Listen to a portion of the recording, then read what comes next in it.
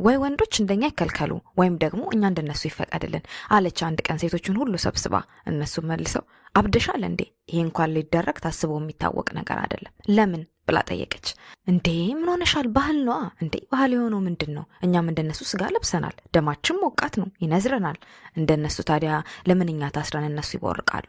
ወይ እነሱ ይታሰሩና እኛን ቦርቅ፣ ወይም ደግሞ እኩልን ቦርቅ፣ ወይም ደግሞ እኩል መሆን አለብን ብላ ሴቶቹን ሁሉ ሰብስባ ሳመነች። ቃቂ ውርድወት ነች። እንዴት እናድርግ ብለው ተነጋገሩ። ውርድወትና ሌላ ሁለት ሴቶች ተመረጡ። ሴቶቹን ወክለው ጉዳዩን ለአገር ሽማግሌዎች እንዲያቀርቡ።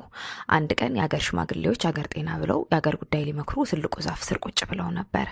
ውርድወትና ሁለቱ ሴቶች ወደ እነሱ ይቀርቡና ይህንን መልእክት ለሽማግሌዎቹ ያቀርባሉ።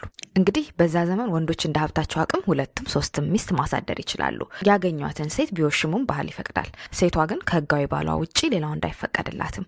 ውርድወት ይህ ልክ አልመሰላትም ነበረ። ይህንን ነው እንግዲህ ከሽማግሌዎቹ ዘንድ ይዘው የቀረቡ። ሀሳባቸውን ለሽማግሌዎቹ ካቀረቡ በኋላ እሺ ወደዛ ገለል ብላችሁ ቆዩንና በጉዳዩ መክረንበት ስናበቃ እንጠራቸዋለን አሏቸው። ሊመክሩ ከትልቁ ዛፍ ስር እንደተቀመጡ ያው ብዙም ያከራክራል ነበር። ይቺ ባቄላ ያደረች እንደሆነ አትቆረጠም በማለት ሁሉም ወንዶች አንድ ነገር ይመካከራሉ። ዛሬ ማታ ሴቷ ሁሉ ራቷ ዱላ ነው ብለው ተነጋገሩ። እናሸንፋለን ብለውም ተዛዛቱ። አንጠራጠርም ብለውም መለሱ። ኋላም እነ ውርድወትን ጠርተው እንደዚህ አሏቸው። ሁላችሁም ነገ በዚህ ሰዓት ወደዚህ ነው፣ መልሳችንን እንነግራቸዋለን አሏቸው። እነ ውርድወትም መልእክታቸውን ለሴቶቹ ሲያደርሱ በተባለው ጊዜ ላይ አንድ ላይ አጀብ ብለው እንዲሄዱ መክረው የት እንደሚገናኙ ተስማሙና ሁሉም ወደ የቤታቸው ገቡ።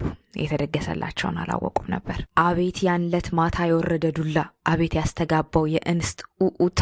ስንቷ ትሆን በሆዷ ውርድወትን የረገመችው። በነጋታው ሽማግሌዎቹ ትልቁ ዛፍ ስር ተቀምጠው ሲጠብቁ ውርድወት ብቻዋን መጣች። የትላንት ማታው ልምጭ፣ አሰንጋ፣ ጥፊ፣ እርግጫው ስራውን ሰርቷል። ውርድወትንም እንዲህ አሏት፣ እኛ አባቶች ባህል ይፍረስ ብለን መወሰን አንችልም። አንቺ ግን እንደፈቀድሽ መሆን ትችያለሽ፣ ነፃ ነሽ አሏት።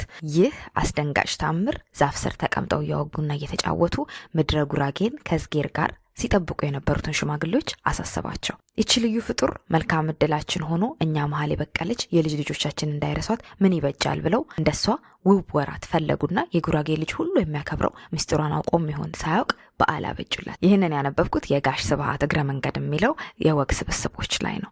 ጋሽ ስብሐት ይህንን መጽሐፍ የጻፉት በ19